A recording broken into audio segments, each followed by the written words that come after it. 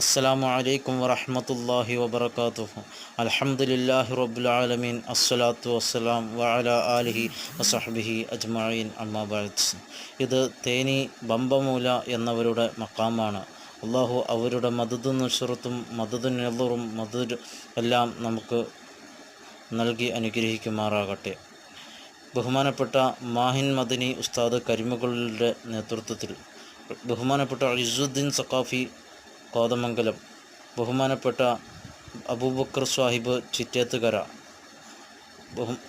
പിന്നീട് വിനീതനായ ഈ ഞാനും ഉൾപ്പെടുന്ന സംഘം കഴിഞ്ഞ ബുധനാഴ്ച അവിടെ എത്തുകയും അവിടെ നിന്ന് ഞങ്ങൾ തിരിച്ച് അവിടെ സിയാറത്ത് ചെയ്തിട്ട് യാത്ര ചെയ്യുകയും ചെയ്യും. വൈകുന്നേരം 7 മണിക്ക്